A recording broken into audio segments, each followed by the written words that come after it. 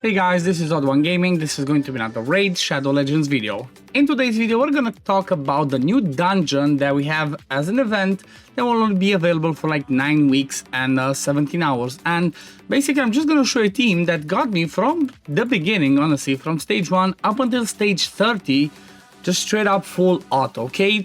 Obviously, this is like just my first test run. I'm gonna be trying to have a look to see what I can do for more free-to-play relatable ones. However, I'm a bit busy this week because, well, the missus has gone to Gamescom Germany, so I have to help my parents with the baby. So, you know, testing might have to go for next week. But for now, I'm just gonna be showing you the team that I used. And I'm gonna say for now, it's not free-to-play friendly. However, I think it can be, you know, there's some easy changes and it could be done. But this is more of a showcase, right? It's just a showcase of a team that I found that I will speedrun the stage 30 actually. So before we jump into that, I want to have a look at this and I want to give my opinion because I don't know, I haven't got the chance to see other CCs talking about it in their videos at least, but I've seen in the CC chat we all said this is just plain bad. I don't know why they found a way to make something good, you know, this whole Asgard Divide event, make it bad with this dungeon. I mean, they're giving us crit rate, accuracy, curing, days, and crit damage as the other sets alongside pinpoint. Like, I don't get it. From my point of view, these are all useless. The only one that maybe could be used as a 2-piece set is the crit damage one. So it's basically they just gave us 5 ones that are just useless you're gonna sell and then just pinpoint as itself. Like, I don't know, I feel like they definitely flopped with this one. From my point of view, definitely it's a big flop. They should have done better. The way they should have done it, from my point of view, is just add, instead of 2 of these, just add the best set from the at least 2 dungeons, right? Just add speed set and add the, I don't know, savage, or add the regeneration and speed, or reflex and you get the gist, right? Just add something else that makes it interesting, because the bad thing about these sets are also the fact that they sell for really little as well, right? These are all campaign sets, and in general, the sets that we can find in the campaign are the ones that sell really bad. Life set, attack, defense, crit rate, accuracy, even the speed one, but at least speed set can be good. Resist, lifesteal, destroy, retaliation, fury, and then curing. So most of the ones they added to this dungeon, I feel like it's really bad. I really hope they're gonna change it, but you know, there's a small chance. From my point of view, there's a really small chance that they're gonna do it. I don't trust them. I don't have faith in them with this. So hopefully at least the drop rates for pinpoint are a bit higher than the other ones, right? Because it's, I don't know, it's gonna be bad. Obviously they're gonna wanna have they're gonna want us, or they're trying to make us to spend to try and get as much pinpoint, because like I said in a video a few days ago, this is game changing, right? The thing that this one brings for Arena is massive. So obviously Krakens are gonna wail out trying to get the best things.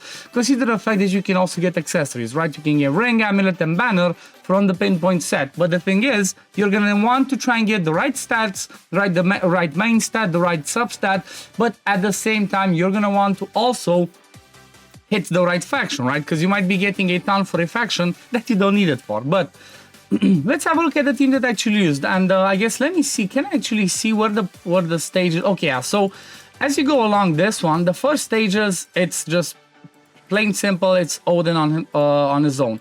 Then I think it's from why do you keep scrolling up? Like, this is annoying.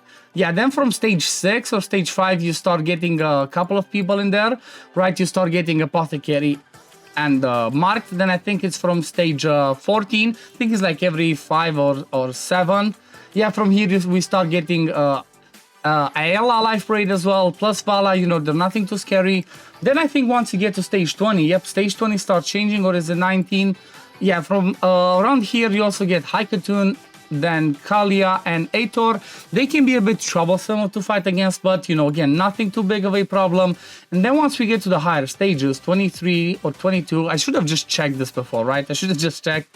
But from 21, this is where it becomes tricky. Elder Skarg, then you have Seal of the Drakes, Rafmatab, and also, what's his name?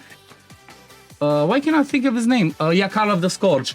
And then once it gets to the last stage, we have the tricky ones. Ursaga, Velk. We also have the Unity one, Dune Lord Gregor, and also Torvald. So it's a bit tricky, but obviously if you find the right combination of dealing with it, it shouldn't be that bad. And now let's jump to, finally, because you might have already seen it, to the team that I'm actually using, okay?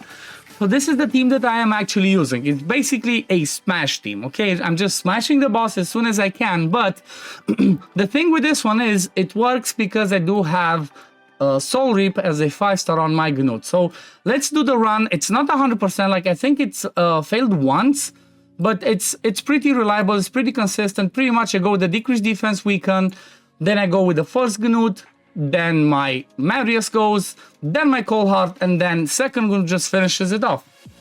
Is this a bad thing? I don't think so, because you know what? This team that I'm showing, not everybody has it, right? Not everybody has double Gnut, so it's not that easy. Maybe if you had, like, instead of the second Gnut, you need an Acrisia, but that might not be enough, because again, you also need 5-star Awakening for the Soul Reap.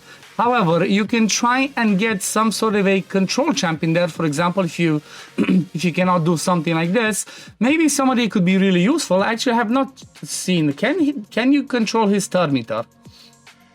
Because if you can, then this changes everything. You know what? Let me just try it, just for the sake of testing. Let me see if I can control the turn meter. Let me bring in Armand's, because you know what? If you can do that, that might make it 10 times easier, because Armand's has the perfect kit for this. So let's see, can you get the turn meter? Okay, so you cannot control the boss's turn meter, and you cannot lock his skills. So when it comes to the boss itself, it's not going to be as easy to control his turn meter, but at least given the fact that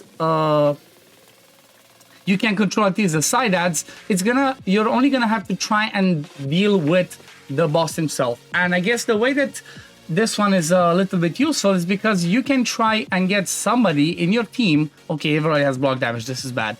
You can try and get somebody in the team, like, again, if you don't have double Gnut, drop the Cold Heart, maybe bring a Lydia instead. You can control them with Armands, then with Lydia decrease defense weaken, Gnut, Marius, or whatever your max HPs are as damage, and then you need somebody that's high resist and also brings you the cleansing, right? Because if you cannot cleanse, then that's a problem. The good thing about this is, let me see, it doesn't say it cannot be resisted, right? So if you have a cleanser that's high resist, have him go last in the rotation maybe. If your nukers don't go first, or if your nukers go after the boss, have your cleanser go first, cleanse, and then you can deal with it. But let me just run this again to show you. Again, I just wanted to show a quick showcase of this team. It's pretty fun. Is it the most relatable? No, it's not. Where is my team? Where did I put it? Over here. Like, for example, I can make it even better, because on the main account, for those of you that didn't see, go check my video out yesterday, I got another max HP nuker that's going to be better than my Cold Heart. So even if I did not have a, a Soul Reap on my slow Gnut, I would still be able to do this. Ooh, pinpoint. Okay, I'll take it. It's sad that it's obviously on the test server right now, but basically, if you have any max HPs, you're gonna smash it. If not, you're gonna want to try and have a way to deal with the debuffs. You're gonna want to try and have a way to control them, the side ads, and at the same time, you're gonna want to try and have a way to deal with the buffs. And obviously, the easiest way to deal with the controlling and with the buffs is gonna be Armand's, right? Because again, he's gonna steal turn meter, he's gonna stun, and once the buffs come up from the boss, he's gonna remove them on with his A3. And, you know, happy days. Let me just quickly show you the preset of this team and the speed. So the first one that goes in my team is Gunblock with the AoE decrease defense and weaken. Obviously, I'm using him. I'm not using him anywhere else. I was lucky to get a 6-star soul on him, so I put Brimstone. So basically, if I don't quite kill the boss, once the boss gets a turn and does a skill, he gets killed by the Brimstone. So, you know, it doesn't fail. Actually, since I did Gunblock, I have not failed. Then the next one in the team is gonna be my fast Gnut 277, then Marius, then Cold Heart, and then the last one is gonna be the slow Gnut that has the Soul Reap. And then, you know, that's pretty much it for the boss. Let me quickly show you the builds. I'm not gonna keep it too much. Gunlock, I just cared about speed and accuracy. I did give him War Master. Then my slow Gnut. He's not even in the Savage or Lethal or something like that. 267, good crit damage, good defense, some accuracy because I'm using him in other areas. These are his masteries. Masteries for the second one. This one is in Lethal. He's running again at 277, 100% crit rate, lower crit damage and defense. He can, Gnut pretty much hits the cap pretty easily, so you don't need insane like 300% like I showed you on the other one. Obviously, they're all fully booked. Then Marius is in a 6-piece Merciless. He does not quite hit the cap with his A3, but you know what? He's the other max HP nuker that I have, and that's what I'm using. Again, good crit damage, decent defense. These are the masteries. And then Cold Heart. She's just a random Cold Heart that I did a reflex. That's 270 speed, 70% crit rate, and then decent crit damage.